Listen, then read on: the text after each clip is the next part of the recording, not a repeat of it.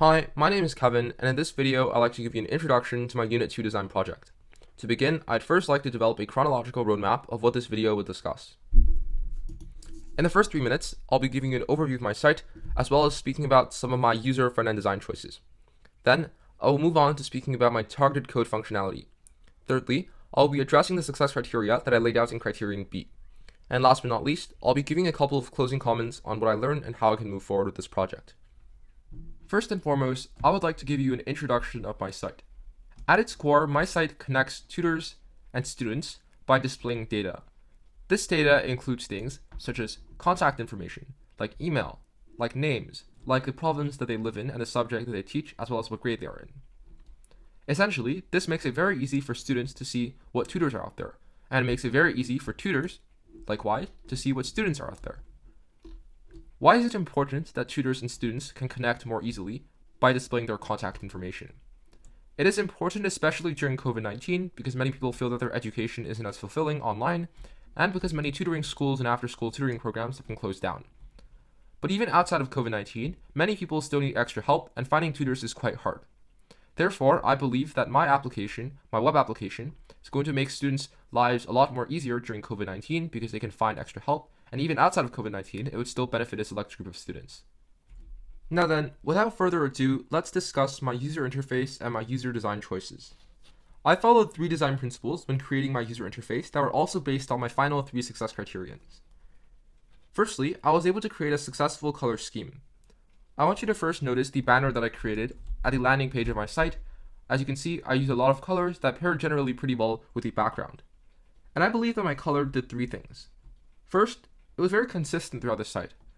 Throughout the site, I always made to use blue, black, and orange for the majority of the colors, using things like yellow and pink only for highlights. I also made sure to highlight important elements like buttons, as well as important pieces of text to make it easier for users to recognize what's important and what's not important. And last but not least, I believe that I created a generally appealing color scheme. None of the colors contrasted too much, and they blended well with the black background according to my user. I believe then I've created a successful color scheme, and I followed this throughout the entirety of the site. To look at the second design principle of minimalism, let's log into the dashboard section of my site.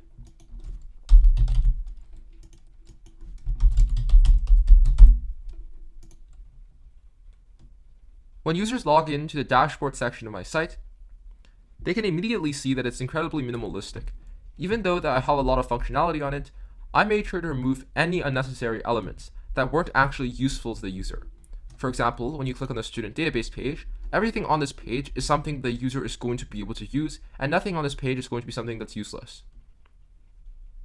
Moreover, I gave the users options to customize their home page.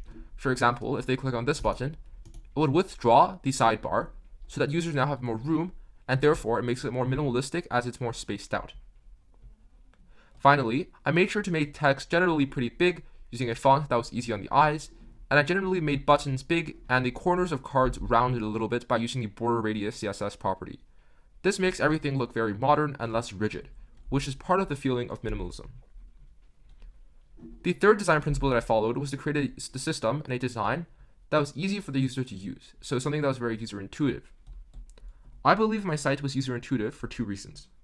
The first was that I gave a lot of directions. Throughout my site, I made sure to tell my users exactly where they were. For example, they were here from the dashboard, and now they were under the dashboard here in the Find a Student page inside the student database. I also gave big buttons for users to navigate the site. For example, users can choose to log out here, or they can choose to click on this user profile and log out here. For example, users can click on one of these big blue and orange banners to go to each of these pages, or they can directly choose to click on the page itself. So instead of clicking on tutors you reached out to, you can really just click on My Tutors. Last but not least, I believe my site was easy to use because it was incredibly logical. I didn't make my site in a way where users would feel confused. You log into the site, and now you have the option to log out and look at everything. So in this way, this is pretty similar to all the other sites on there that require accounts and display things like tutor information and analytics. These are the 3 design principles I followed: minimalism, creating an effective color scheme, as well as creating a user-intuitive design. Throughout the site, I used Bootstrap as well as some materialized elements for the grid. I put a lot of thought into the user interface, and I believe it came out very well. All the colors blended well together, and it's something that I'm pretty proud of.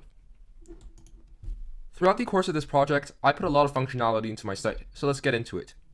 I had 3 objective criterions that are laid out in Criterion B, and I modeled my 3 main pieces of functionality around that. First, Firebase Authentication. In order to access the login page of my site, users can click on the sign in button in the navbar. We don't have an account yet, so first I'll be demonstrating how to create one. We would first enter a username, then use an email address that I haven't created an account with just yet.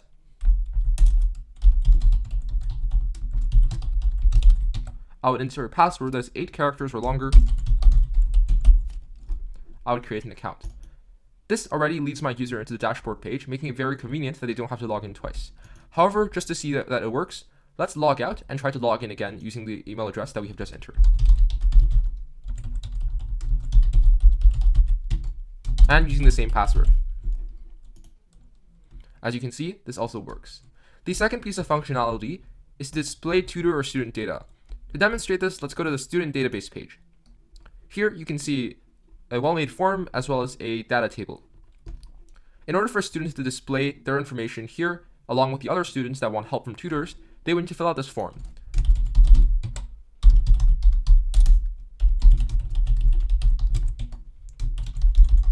I would enter the subject that I want to learn. I would enter my home city. I would enter my home province, and finally my grade. When I click submit my information, in real time it puts my data at the very bottom. This is my second piece of code functionality. Essentially, I did this by first saving the values that I inputted into my form to Firebase, then extracting that from Firebase and displaying it in my table using a loop, where I is less than the number of entries that are in Firebase, and each time it loops through that list to display data onto the page. When I tried to make this functionality, I ran into some problems. For example, I ran into the problem that every time I click the submit button, it would resubmit all the data I have in my Firebase, therefore causing the amount of data to be saturated. How I fixed that was I deleted any piece of data here, as you can see, that was already in the table and that wasn't new. This way, I only get the new data that is being displayed in the table rather than redisplaying every single entry that I have so far. The third piece of functionality that I have is to filter this list, is to allow my user to filter this list. As you can see, they have 3 options to filter this list by grade, by province, and by subject. To filter this list by province, they would click on the province dropdown and choose a province, for example. Let's say I only wanted to learn from teachers in Ontario, because Ontario has a unique curriculum. I would click Ontario, and this would filter out all the other options, except for the first one, which is just a model for how users should enter their information. This allows users to find the subject that they want to learn, the place where they want to learn from, as well as the grade of the people they want to learn from. In order to implement this, I created 6 loops, 1 for each dropdown. For each dropdown, I would loop through the column that I cared about. So if I wanted to access the province dropdown, then I would only loop through the province column. In the province column, I checked to see if each row matched my selection in the province. So if I selected Ontario, I would check if every single row in the province column matched Ontario. If it did, I would leave it alone. If it didn't, I would set a class called none, therefore making it disappear. I also implemented these code functionalities for the other page. For the tutor database, everything is almost identical, except you only see the information of tutors. These are my main 3 pieces of functionality. There are also a few pieces of code functionality that I would like to improve on in the future. The first is to create analytics in the form of graphs like bar graphs and line graphs for the amount of service hours gained and for the amount of students that you have tutored or learned from. The second piece of functionality is to create profile settings so that users can add things like profile pictures as well as add things like changing their information. This will make it much more convenient for the user. Now that I've demonstrated my code functionality, let's take a look at evaluating my success criteria in Criterion D.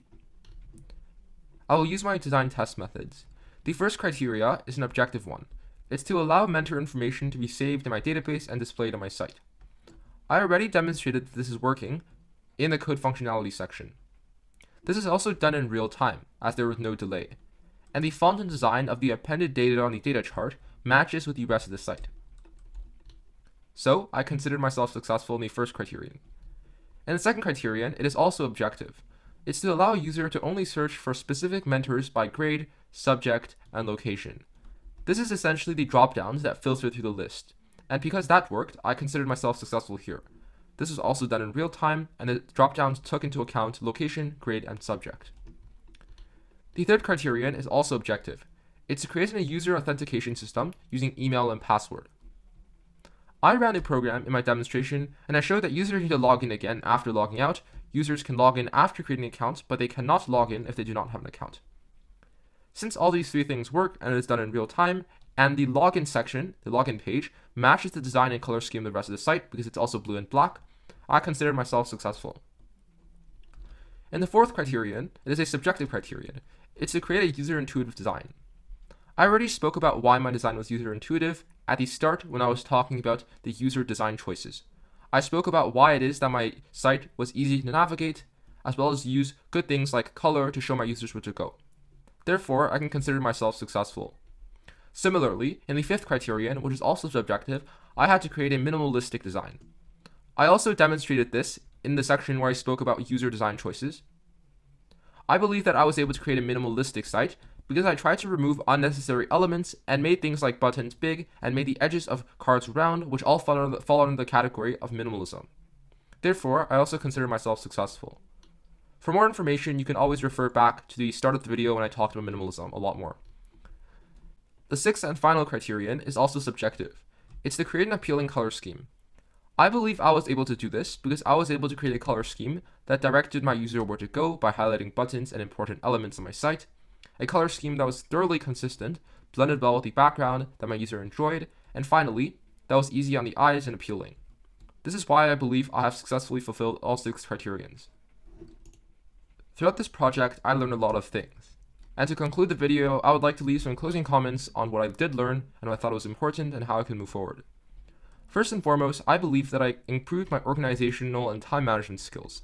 For example, I created many development timelines to help me structure my development and not leave everything to the last minute. That's why I was able to create a very extensive user interface that would have taken me a long time to do.